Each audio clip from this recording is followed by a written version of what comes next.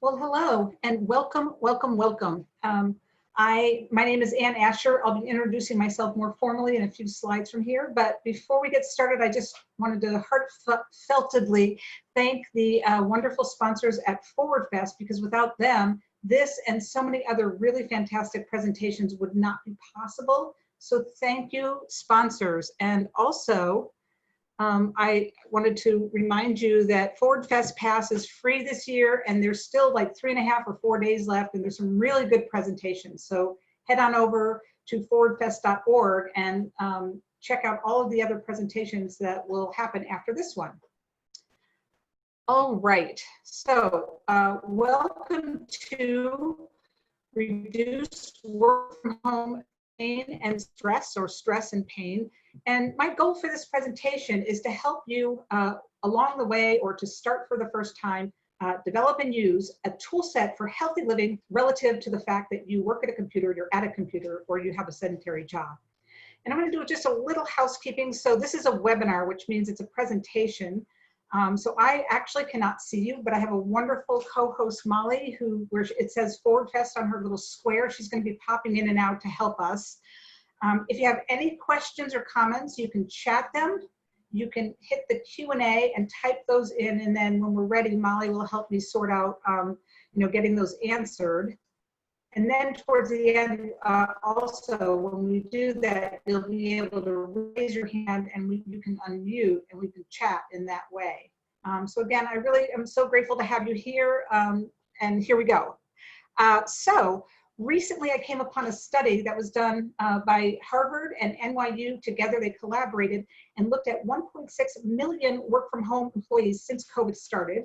And among other things, they found that on average, people who are employed by businesses that are working from home now are working about 48 more minutes per day than they were. And it varies by geography, but you kind of get the idea of it. So to me, this is a wake-up call, because really, we people who use the computer or who have sedentary jobs, we are really the ones who are in the best position to take care of this, to manage whatever pain comes up, to de-stress ourselves, to increase our productivity, and to help to prevent, because really prevention and pain management are usually best done with lots of things put together. But it can be one of the things that can help you prevent joint conditions, pain later, things like that, are things that you can do for yourself. So that is what this presentation is about. So the way that this works, where we're in charge of our pain, it goes something like this. The body actually has two languages when it comes to posture and movement. So the first language is balance, and balance happens through the bones. So generally, if your bones are lined up, which means every one of the 206 bones in the body fits together really nicely with its neighbor, you can have balance through the body without much effort whatsoever, and that's very comfortable. Then there are the muscles. So the muscles, their domain or their language is something like contract, relax, work, relax, and in doing so, produce movement. So the muscle's true job is to move you from place to place, whether that's running a marathon or picking up a piece of paper. The muscles will work until you get that movement done, and then they relax when they're not needed anymore. But in our 21st century, we have lots of ways that our bones can go out of alignment, and likely you've experienced some of this in one form or another. So what happens is the muscles have a little bit of capacity in this regard, just enough to make life miserable for you, but they also help. So your bones go out of alignment for whatever reason. Maybe you have poor posture habits day in and day out that make you hunch over, or maybe you have an old injury that's not doing so well, things like that. And the muscles will be able to sense the joint misalignment. And what they do is they then kick in and act like bones. They just have the ability to contract really hard to try to help you support a joint or have better posture and be upright. So while that does help a little bit, it also can be very painful and uncomfortable. So in this way, these are things we can work on ourselves if we know what we're doing. All right. So I know that you do not need another project put on your desk, right? Like we're all like this these days. And so my goal for this presentation is to give you, to not interrupt your flow. Now I'm gonna need your participation for that because I can only do so much as the facilitator and the educator. But I'm gonna do my best to bring what I have to say in such a way that it's super easy for you to access throughout your day, week, month, year, in the attempts that you can really take these on, you know, because I found them to be working miracles in my life and the life of my clients. I mean, at least seemingly so. It's been really wonderful work. And the overarching goal of this project is ultimately that we would own and operate our bodies with confidence and with zeal and with skill. And something I've discovered since the COVID quarantine started is that while the cat's away, the mice will play, meaning that there are going to be things that I'll ask you to try on or to do that perhaps if you were in an office, you wouldn't feel comfortable doing that. Maybe coworkers would be laughing at you or the boss would come by.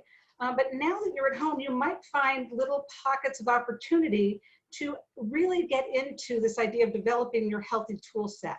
So we're gonna try to turn work from home on its head as far as that goes and help you develop something that, even though this is kind of a downtime for a lot of people, maybe you're doing one thing in your life, hopefully more, but at least this thing that puts you ahead in some way.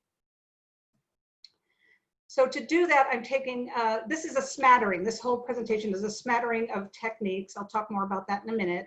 But we're gonna take a kaleidoscopic approach. And we'll talk about Zoom meetings, we'll talk about exercise, and I'll give you one really good whole body exercise that can do a lot. And then we have mind body techniques and a few other things. So just being aware, it's not really one thing right after another, things tie in together. So who am I? My name is Ann Asher. I own and operate a business called Posturally. And the mission of Posturally is to help people help themselves out of chronic pain and tension and misalignment. And I work with individuals as well as businesses. So with individuals, I've helped people cancel back surgeries, and I've helped many people who lived with chronic debilitating pain day in and day out for decades, get back to owning and operating their bodies fully, living fully, and even taking on things that they'd never thought they could again, like backpacking, gardening, farming, and athletics.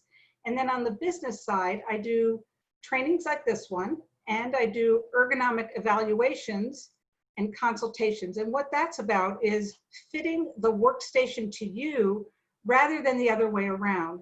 Because if you don't take the attention and the time to figure that out and to get it right, what happens is just what we were talking about a couple slides ago, where the body is likely to be very encouraged to be out of alignment. And because of that, the bones will kick in and act like muscles. And they get very tight and you get very limited and pained. And the loop continues until you can intervene in some way. And not only that, when we're at the computer, generally we're sitting, sometimes we're standing, but either one of those is sedentary. And so not so great for the body because the body was designed to move and the muscles are designed to work and pump. So when we do that, when we're sitting or standing, our muscles are not, they're contracting, but they're contracting in a static way. You know, they're not producing movement. They're not moving apart in space or taking you across the finish line for the 5K or whatever it is. And so that is very unhealthy for the body. So for all these reasons, I like to fit the workstation to the worker and also educate them about posture and how to replace movement throughout the day so that at least in part, we're getting somewhere with using our muscles and keeping ourselves tooled up. All right, so to accomplish our little bite-sized project management, own and operate your body project for today, I've got 3 umbrella strategies. They are closely related, which means that they're going to support one another and contribute to the idea of you having access to it in very easy ways in your flow. So we're talking about perking up your brain. That's our first section. Conscious break taking and attending to your body, which is all about posture and ergonomics. So perk up your brain is first. And I don't know about you, but with this video fatigue thing, with the Zoom meetings, back-to-back Zoom meetings all day long, some people actually have that. Probably a lot of people. I myself kind of have my face buried in the computer a lot myself. But anyway, what I've noticed is it's really a talking head kind of thing. And the brain really needs to process, you know? And when we see the same basic scenario over and over, and it's coming at us from the computer, and the formats are the same, and everything's approximately the same, then the brain kind of goes to mush. And because the brain has nervous connections to muscles and joints, they go to mush as well. So that could be something that's behind that video fatigue. And so a solution that I have found, and it's a solution that's a work in progress and something that I ask you to tweak and look for more opportunities. I'm going to share 2 techniques with you, and then I hope that's a springboard for things that you might come up with yourself. But this idea of art meets Zoom can help us a lot. So here's an example of one I found on the internet where somebody painted their walls, and then the whole team painted their walls. And it's very organizing to see something like this, and it's beautiful. And at the same time, I feel like I can engage in a meeting for a couple hours with these people because I'd be able to follow along, and really, it feels good to my eyes, and my brain has something to think about, but I'm still in the flow of my day. So this just, you know, it's kind of a heavy lift to paint your walls, and I get that. But this is just an idea. This is what is behind the thinking that I have for offering you a couple of Zoom techniques. So, whoops, excuse me, I'm way ahead of myself here. All right, so let me give you my 2 techniques. So these come from performing arts, and the first one comes from dance. So I learned this on a little program I was doing. It's so cool. So if you have to clap or you're voting for something, rather than the typical clap, we've heard this a million times, and then we're adding electronic buzz to it, you could use your hands, and hands can be very artistic and expressive and dramatic. So what I would ask you to do is simply put your hands close to your camera such that they both fit. And then when you're voting for something, you wiggle your fingers and hands around for 10 to 15 seconds. So if you get a group of 10 or 15 or 30 people doing this all at once, it can spark a lot of enthusiasm and laughter, and it's really cool to watch. And it's still something, you know, it's a functional thing that you're doing. You're voting for somebody or showing appreciation, enthusiasm, and all that. So, that's one thing. And the next thing comes from comedy improv. And once I'm done with this technique, I'll do it as I switch topics. Okay, so we'll know. So basically, when you're doing comedy improv, you're on stage creating scenes on the fly, and there's certain rules that players have. And one of them is if you want the whole group to end the scene and start a new one, you walk across the stage in front of the players. And everybody knows, okay, sit down, it's time to end that scene. So you can do that on Zoom when you're changing topics. You just simply wave your hand across the screen. And to that end, let us now perk up our brains with some eye work.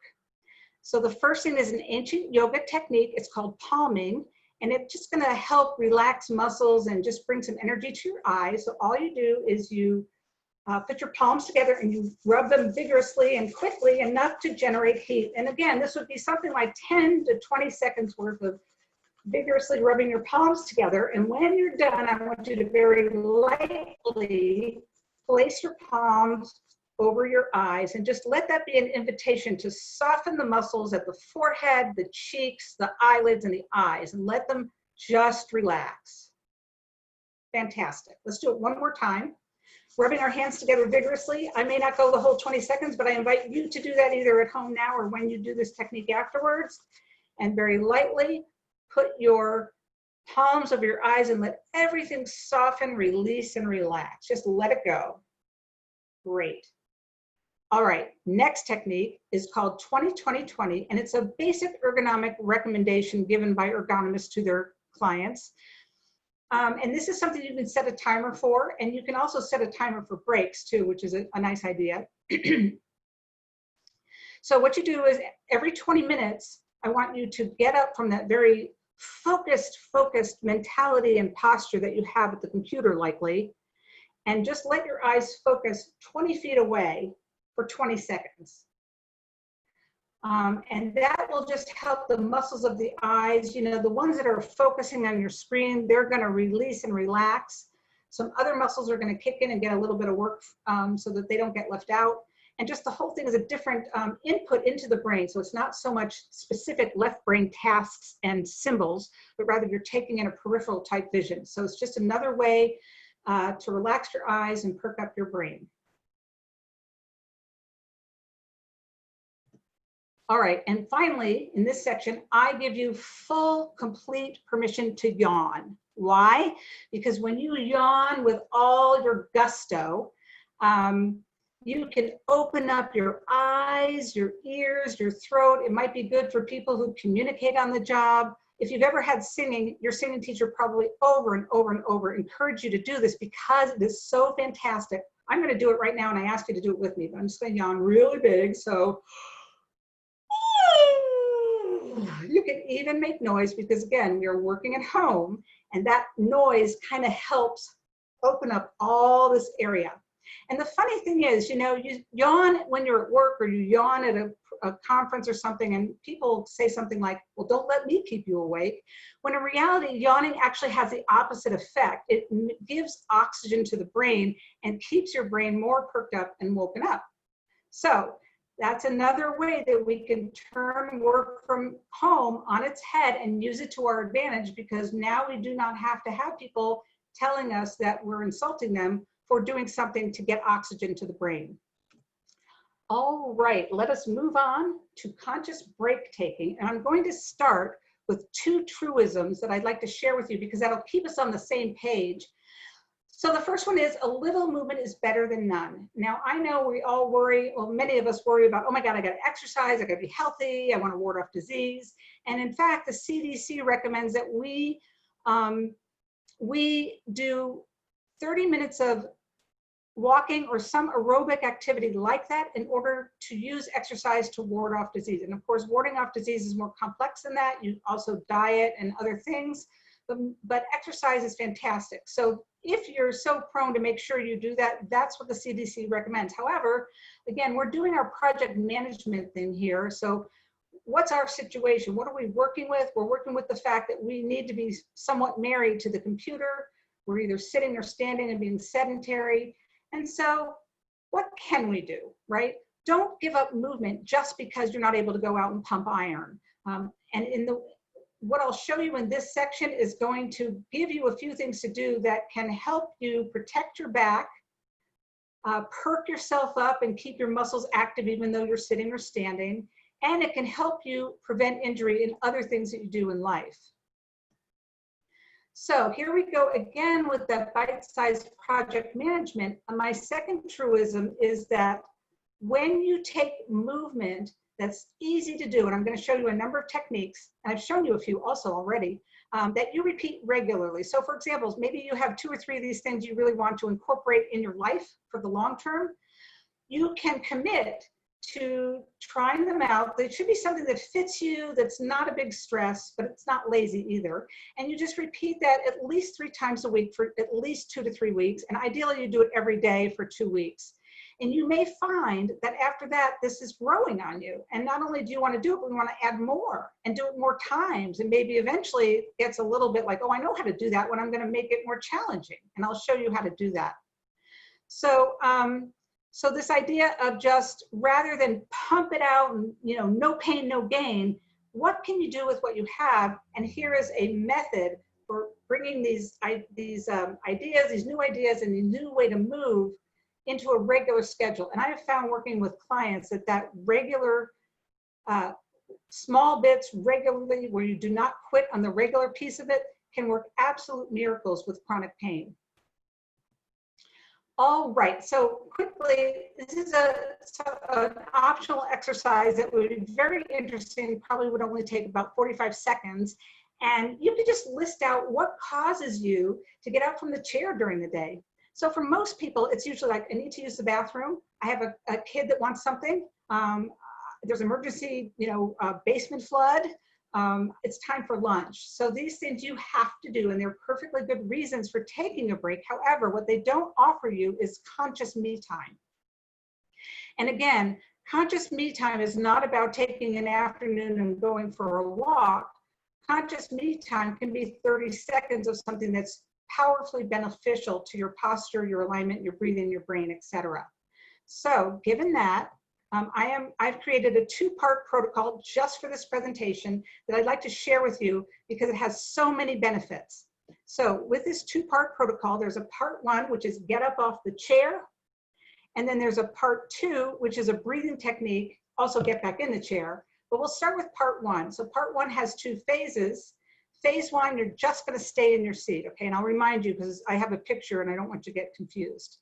So part one, phase one, is all about learning the alignment of the spine that is good to develop a habit of, whether you're sitting or moving, because otherwise you could injure your back. So it's called hip hinging. And basically hip hinging, you see this, hopefully you see this image here of this woman. Now there's a few things here. First of all, she is not at the moment sitting in a seat, but we're just gonna look at her torso from top of the head to bottom of the bum. That's what we wanna see for phase one. I also have a circle at her hip joint, so we're gonna locate our hip joints and find out what it feels like to move from there rather than curving the spine. One other thing I wanna say before we start is that the arms out, that's optional, depending on where you're at with things. If you're sort of sedentary and you have an injury or whatever, you may need the armrests at first, that's completely fine. If you're physically fit and you're like, oh, this is a piece of cake, maybe it is, but try to pay attention to the alignment, because that alignment, I've worked with jocks, major jocks, and I teach them this kind of way of doing things, and they quiver. And it's because they're learning, they're getting muscles that the alignment can bring to them, which is often muscles they didn't know they have. So there may be some benefit, even if you are fit, to trying this out, even if you've done it before. All right, so what we're gonna do is I want you to assume good posture as you know it, not to stress out, not to tense up, but just, as good as possible. And then what we wanna do is just take a nice deep breath, and on the exhale, all I want you to do is thinking about keeping a straight line without tensing the trunk from top of head to bottom of pelvis, and lean that whole thing forward, and then come back so that you're leaning against your backrest if you have it, or come back upright. And we'll try it again, and I'm going to talk about a few things. So again, let's inhale and really expand your world with air and let the oxygen come in and nourish your cells and tissues. And then on the exhale, take that long, straight spine that is breathable and alive, not rigid, but it's a long line, and lean it whole thing forward and pay attention to that area in the circle that I've made there on your body, which is your hip joints. And then come back. Now you can continue to, this is very gentle, by the way. It's not a big, strength builder at this point. So you can continue doing that. I just want to point out a couple things. Now, a lot of times I'll teach a class and I say to people, where do you think your hip joints are? And what they invariably do is point to the outside of their hips and kind of almost to the waist. So really the hip joints is where this movement occurs, and the hip joints are lower down than your hip bones. They're kind of, because the hips are really where the legs come into the body. So imagine, where is that place? And then it's not on the outside either. It's closer in, like you have an imaginary center line. The hip joints are located just to the right and just to the left of that center line.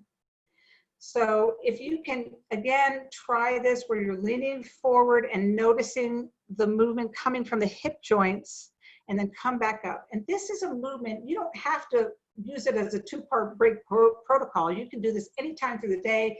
It will keep the muscles working. It'll educate you about how movement is constructed, which is one way people kind of go to sleep on their own bodies and get into that bleary state, is because they never really stop to consider, how is this movement constructed so that it's efficient and comfortable, and I'm lifting up without a lot of muscle tension. So this is one major thing to do.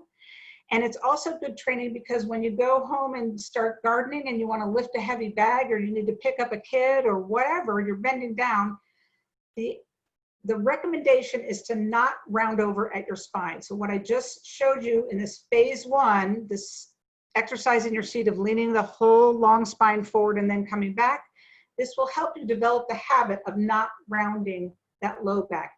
That rounding as a habit can lead to disc herniation, and that is very painful and uncomfortable. All right, so then the second piece, And again, if you're just starting out and this is kind of, okay, that's enough, then that's fine. You can just do this, and it's a very powerful thing if you repeat it regularly. You can, even if you just did it 20 to 30 seconds every other day, it's a good thing to get into. But we all have to get up from the break, right? So to take our breaks. So what you would do for the rest of this, it's about weight bearing, and I got a little slide for you, weight bearing and stand up. So you would do the exact same thing we did where we're leaning forward from the hip joints with a nice long spine. And then once you're far enough away, you would just get the weight of your body onto your feet, and you can use the armrests if you need to just learn how to do it first. And then press into your feet and stand up. And again, you want to keep that long spine. You want to keep the movement from the hip joints, because that's what's going to wake up muscles in your legs to really do this in an alignment kind of way and discover muscles that you may not have known you had.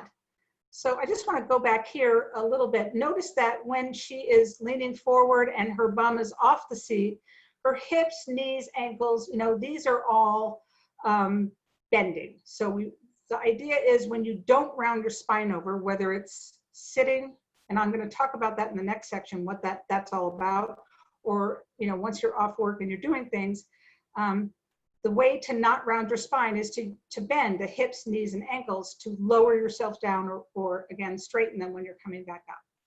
All right, so now you've gotten to your break, you've done your break, and we are now going, and I have her again, we want to get back in the seat, right? So it's the exact same thing you learned, but we reverse the order. So you'd be standing up with your toes pointing forward, and then you think about bending ankles, knees, and hips, and then you want to reach the bum to the seat, and you're still leaning forward with the trunk, and then you come back up.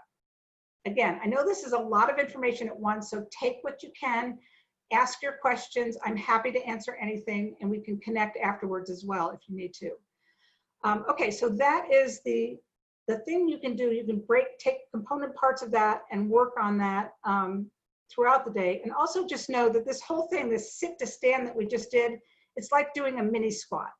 So you can also just say, hey, I'm going to do a mini squat, and you're halfway there minimum, okay? All right, so if you get bored with this, you can add complexities and load, and that will make it more interesting, get different muscle fibers. So you can take a 1 or 2 pound weight and keep it under your desk. You can raise your arms up to various levels, and all of this is going to change the way that movement happens, and you can pay attention to that and just work different muscle fibers and get more awareness in your joints and posture.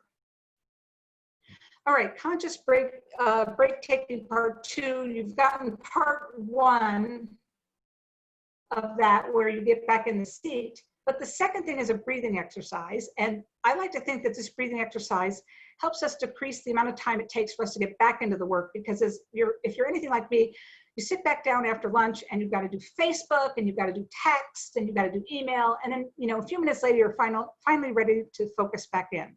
So this technique may help you get there more quickly. And it's something you've done a million times in your life, but I'm going to put a few parameters around it so that you can get the benefits. And what it is a technique called hissing. Now, one thing about snakes that hiss that's different than what we're going to do is I want you to release all thoughts of attacking, of competition, of how much can I do, how far can I do it, how long can I do it for. This is not at all what this technique is about. And in fact, if you have that attitude when you're working, you'll likely not get the benefits that this technique can offer. So we keep it subtle. It's kind of done like as passive as letting the air out of a tire. That's the quality of breathing that I'll ask you to do. And it's a subtle technique because it is breathing, which means, a couple things. It first means, at first, you may need to do that sort of bite-sized project management where you're going to repeat it a few times. And then at some point, the brain gets the message. And all of a sudden, not only are you focused, but you can feel these neck and shoulder muscles release like nobody's business. So again, this technique does double duty. It will likely help you get focused on your work, but you can do this throughout the day, like the 3 o'clock, but you will feel things. And when you do start to feel them, they're not going to be the no pain, no gain type experience, what they're going to be is a subtle movement. And the more you do it, the more you're going to feel it. So one last thing. So I'm going to ask you, I'm going to tell you how to do it. But it's an exhale. So at the end of the exhale, a lot of times people are like, oh, I have more air than that. I'm going to force it out by contracting my abdominal muscles. And please do not do that, because again, that puts too much force and intention into what we're doing and kind of ruins the results of it. So all you do is get into good posture as you know it, not to stress, but try to do your best on that. And then you inhale, take a nice deep breath, really use that to nourish your tissues. And then on the exhale, you're going to hiss. So hissing is putting the tongue against the back of the top teeth and then exhaling the air through that. Goes something like this.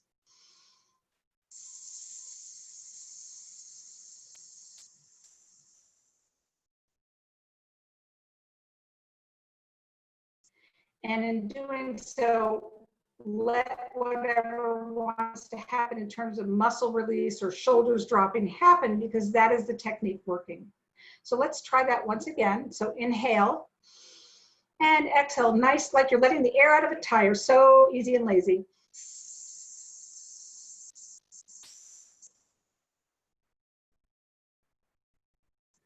All right, so I would highly recommend, and this is one that people grab onto a lot, when I teach them, they'll be like, I remember the hissing, so it's very easy to put in your day. You can do it at 3 o'clock, you can do it when you get stressed, and you can also do it when you get home if you have problems falling asleep. Excellent, an excellent, excellent technique. So please put that through your day, because again, if you just have a regular repetition for a while, you may find it's one of your favorite techniques for a long, long time. And finally, oh my gosh, I'm ahead of time, that's great. Finally, I'm going to talk to you about attending to your body, which is really a discussion on posture and ergonomics. So again, I have truisms once again for you, and the first one is, please learn about posture first, and then either tweak or purchase furniture. So we've already started learning a bit about posture. One of the things I taught you with just the phase 1 of that sit to stand was leaning forward with your long spine coming from the hip joints, not rounding the spine. And what that is so totally basic to sitting, moving, standing, climbing stairs, that you cannot go wrong with that. And then we ever all have to get up off the chair, so then you would just add the weight-bearing piece. So we want to learn posture first, and that's going to save you a bunch of money too, because if you do decide to get a chair, I don't know about you, but I would prefer that the salesperson not tell me what I'm going to buy. I want to figure out, okay, I need this, this, and this, and I need this combination because of this reason, and that reason, and that reason. Not because generally salespeople don't really know. They'll act like they do, but they don't. So it can save you a lot of money to understand your posture before you go and spend money on chairs and desks and things like that. Second truism is when you're working from home, we all have these odd things that we now have as seating. So I have a piano bench, and I have a couch, and I have an ergonomic chair. And so what you can do, again, we're trying to replenish movement into the day, because we lose it by being sedentary. So you can cycle around these things, you can just, let the spirit move you. Maybe I'll sit in this chair now. Maybe I'll try the floor for a while. Maybe I'll sit on my couch with my legs extended on the cushions. And if you do that, a good thing to think about is, okay, you're on the couch, your back is against the armrest. You should get a pillow your trunk up to the point where it's at least approaching vertical. And if you do that, you're in relatively good posture on the couch. Another thing about couches is sometimes they're very soft. So that is not so great, because that's going to sink you back down again. You don't have the support coming from the surface that you're on, so your body's going to have to do it. This is an example of your body having to conform to the thing that your workstation component, rather than the workstation component being there for you. And in that case, you may need to find a different seating possibility, because soft things are not so supportive. All right, I get a couple of questions a lot. And one of them is, okay, COVID time, I am sitting on my dining room chair. This is so weird. So my answer to that actually is maybe, maybe not. And it really depends individually, of course, but it depends on the shape of the chair, whether it has a backrest, and, you know, at least to some degree, how well it fits you. So to that end, again, I think it's more important to go with the posture aspect of this. And so number one, ergonomists recommend that you have a backrest, because even if you got to the best possible posture, which again, we've started learning, and I have another lesson for you coming up, even if you perfected that and you exactly balanced through your skeletal system. Remember, the body is a movement machine. It's designed for upright balance with ease, and the muscles will work and take you places, and that's what keeps them healthy, and that's what keeps your joints healthy. So we are going to have to do other things. So, which, by the way, is the second question, the question I get asked the second most often, which is, how do I avoid slumping? So I'm addressing slumping at the low back for this as well. So the idea is you are going to slump at some point. You know, you're going to slump because the muscles need a break, the joints need a break, your brain needs a break. And you might do things like this where you're leaning forward or arching forward. And so as long as you keep yourself in check and you're not making these slumping and overarching and twisting things a habit, that's perfectly acceptable. And then you would want to guide yourself back to a balanced positioning, which I'm going to show you in just a minute. So backrests are great because they're just another way to be able to move your body while you're at the desk. Now, everybody's, you know, the buzzword is lumbar support. So let's chat about that. So lumbar support is kind of like a backrest, but it's specialized because it fits in to the small of your back. And a lot of these chairs will, you know, chair people, especially Home Depot, not Home Depot, but Office Depot, they'll be all like, oh, we've got lumbar support in the chair. But you really, really, really need to watch out that that lumbar support fits right where it needs to fit, which is the small of your back. So if the chair does not, if the backrest of the chair does not adjust up and down, chances are, it's not guaranteed, but chances are you can actually mess with the balance of your skeleton by having it in the wrong place. It's a longer story than what I think I can cover here, but in general, we all have curves in our spine. And those curves help us, as part of what helps the skeleton stay upright.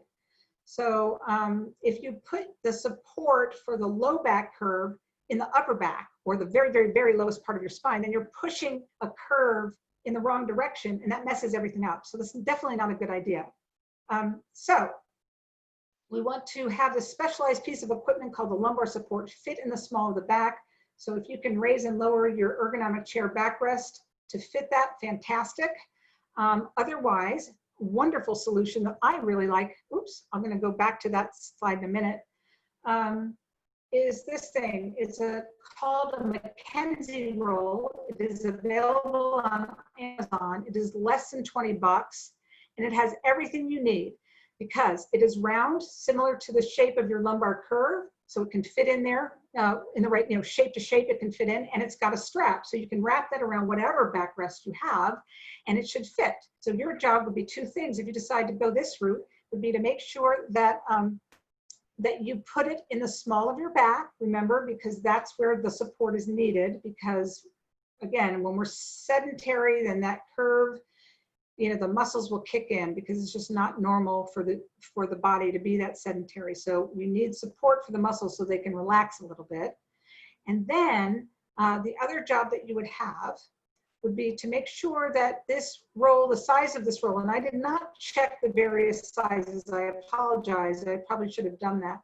But if you're a small person especially, you want to make sure that you really do purchase the smallest version of this circular roll, because you also don't want to encourage like extra curve when you really only need the amount of size that your curve is, okay? All right, so that was a mouthful. Again, I'm open to questions. I know it's a lot, but all these things to me are very basic and I wanted to share them with you. So I'm gonna go back to this slide here, which is part of the equation. So we talk about slumping, when we're talking about slumping in the low back. There's also slumping in the upper back, which is a different topic. And if I have time and if you want me to cover it, I'm happy to do that. If not, again, please send your questions. So what happens when we're sitting upright is that the weight of the head the neck, the shoulder girdle, the rib cage, and the pelvis, they all descend, accumulate downward, and descend into the supportive surface that is the seat of your chair. So the thing is, our body posture will affect, you know, where that exactly occurs. And the ideal place that you would have this experience would be on the underside of the butt, the underside of the pelvis. And if you, I know you're Wisconsin people, so I'm not from Wisconsin, but I've lived here a long time. But you know, Wisconsin people love to go to games, right? So that means you probably sat in bleachers.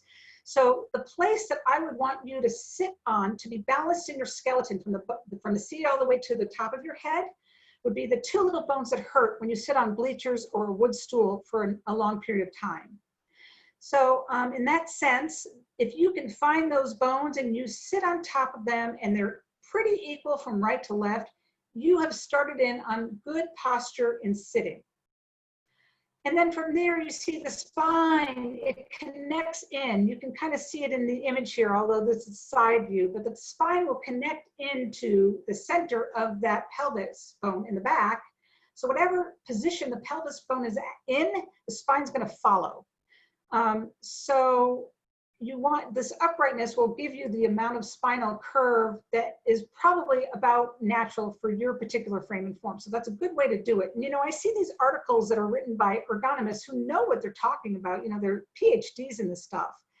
But I don't think they make it any easier for the people reading the articles, because they'll say something like, okay, to sit properly, you would position your low back where the lumbar curve is in your backrest. And as we've already talked about, you need to have that lumbar curve in the small of your back, and you should have an adjustability of the chair or a pillow like we just saw to do that.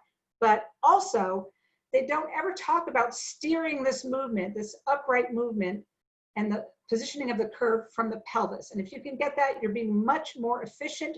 You're using your bones as balancing agents and then letting the muscles relax. And that's what I would do. I would start with that and then move to the pillow. And if that is really satisfying me, then I would think about getting an ergonomic chair. So how can you tell if you're slouching in the low back? So, you know, sitting upright like this, it's a bit of a training. It's sort of like that hinging exercise, which actually can support the development of this ability. But it's a training because our tissues are used to something else. So, the weight of the head, the neck, the shoulders, the rib cage, and the pelvis, what would happen is that weight would not fall on those two sitting bones. It would fall behind it, almost like you're sitting on the very bottom of your spine, which is located behind those two sitting bones. So in that sense, it's going to curve, tilt the pelvis backwards, and it's going to, in doing so, curve that connected spine into a C shape, as hopefully you can see in the slide. And that is pretty detrimental, especially if you do that every day, 8 hours a day for your career. That can up your risk for disc disease and disc herniation. Not a fun project whatsoever. It makes the low back muscles go weak, and in doing so, they become taut. And those are those ropey back muscles that you may have experienced. I don't know, some people have. So that's not a good thing. I would definitely recommend training myself with the leaning forward, keeping the head to the bottom of the bum nice and straight, and finding where the hip joints are. That's going to take a really long way into good posture. So then there's also the opposite movement of this, where instead of tilting the pelvis back and leaning your weight on the spine and having a curve in your low back, a C curve, the opposite of that is if you can feel the weight pressuring down from head, neck, shoulders, rib cage, pelvis into the thighs. That is in front of the sitting bones. And what happens there is your pelvic is tilting forward. Again, the spine is connected in back. So that's going to make, what's going to happen is, in that case, it brings your whole spine down. You're looking down everything, but you need to see your work. So the back muscles will kick in and they'll get tight and they'll hold you upright, when in reality, if you pay attention to posture, you know what you're doing, the bones can balance you upright. Excuse me. So neither one of those two aberrations, the forwardness where you have too much curve and your back muscles are holding you up, versus the back slumping where you're curving in a C curve and your muscles kind of get disengaged. Neither one of them is recommended whatsoever. However, if I had to choose, which don't ever put me in that position, I would take the one, not this one. This one is dangerous to your medical health. The other one gives you tense muscles, and if you're committed, you can actually work that out, okay? But this one is definitely dangerous to your health, the one that's on the screen now. Okay, let's see. Well, I guess I'm ready to take some questions. So I see a raised hand. Now I'm new at this, so bear with me here. Raised hands. Maybe, Molly, do you think you could like give me some questions while I'm figuring out how to do the raised hand thing? Yes, no problem. Okay. We did have one quick question. I think it's a quick answer from Jen. She asked if on that one slide about the rooms being painted, she asked if they actually all paint their rooms the same color, or was that using a paint program? No, what happened was, and this was so cool, I was like, I really want to share this. So I saw this on LinkedIn, and the guy got a job with Reddit, and apparently not red, but blue is their brand color. So he's like really excited, and he painted his room, you know, and then they had these meetings for a couple of years, and all of a sudden the team decided behind his back that they were going to paint their walls and put the same pictures up in the same place. And so that was like a major, you know, and so I mean, it'd be great if people could do that for their teams, but I know it's a heavy lift, but it's just, you know, it illustrates the kind of thing you might want to think about in terms of Zoom meetings. And by the way, I didn't mention this. I gave you those two techniques, and you know, the hand across and then this thing, but those are just two techniques. And if you want to spark your own ideas, one really good thing you could do is research choreographers that are working in the COVID time, because they are maxing out on Zoom and they're doing really cool things. And a local lady is, I wrote it down, hold on, Li Xiaoping. Fantastic work. I don't know if it's readily available on YouTube because I went to a performance, but you can reach out to her. Maybe she would, you know, give you a tape, you know, a recording of the performance. But research your own, because you're going to have to fit that to where you're at with your team and such. Okay, I am a big upper back slumper and would love to hear more about that. Okay, great. So yeah, and that was something I really wanted to include in this presentation. And somebody else, Kathy, also said that. So. So just by especially sitting at a computer or not having the desk at the right height, we automatically do this. And what happens here is the back muscles get overstretched.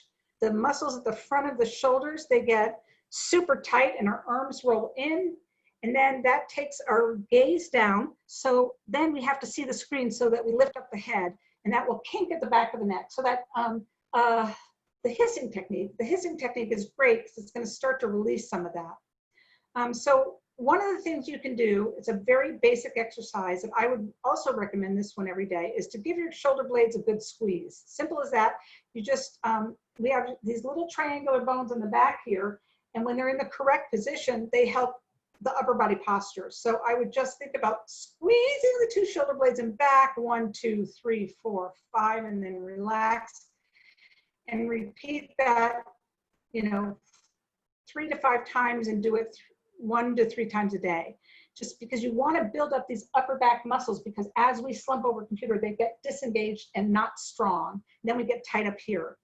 Also, something that contributes to that is the fact that any desk you buy in a store, and this is also true for dining room tables and things. I checked that out myself. I bought something at IKEA and that I thought I could adjust and I couldn't. But anyway, they are by manufacturer standards too high for almost everybody. They're built for guys 6'1" and over. So that gives a big conundrum for, you know, how you can work without making more mess up here and tensing your shoulders. So one thing that's recommended is a keyboard tray that affixes underneath the desk, and that will lower your shoulders and help bring those shoulder blades down in the correct position. I hope that answers that. Okay, so there were some raised hands, and where do I go? Do you know, Molly, for the raised hand? We should have checked that. Let's see. Raised hands. Yeah, I don't see any more. Remote control. On. So anybody who has raised, okay, so I see a raised hand here. If I click that, I want to, oh, there it goes. So, so if you, okay, I don't know how many people have raised their hands, but if you raise your hands, you want to unmute yourself and start talking? Can you do that?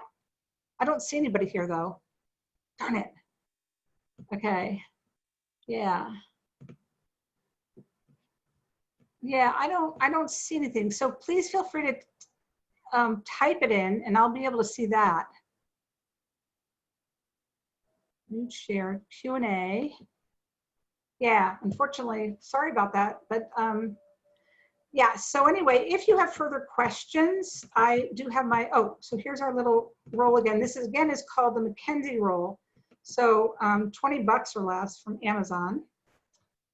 Fantastic for the low back. So if you know, I know we kind of messed up with the raising hands. I thought we had it nailed and we didn't. So feel free to contact me. There's my contact URL, posturally.com/contact. And I'm happy to follow through with any of your questions. Thank you so much for this opportunity. I'm amazed I'm a little early actually, but I did want to let you know a couple things. First of all, the Ford Fest Pass is free. There's still a bunch of really good things going on. And here's another Q&A actually. Oh, you're welcome. Yeah, so, you know, feel free to reach out and go to some of these events because I know I've been to a few and they've been really fantastic. And the next one coming up is at 2. And if you're a startup and you want to like have a growth plan, Whipfly is offering that at 2 o'clock. So I guess that's it. Thank you very much, Anne. Yeah, thank you, Molly. Okay. All right. Do I just, I guess that's it. Do we just, I can end it. Thanks, okay. Anne. Yeah. Bye. All right. Bye.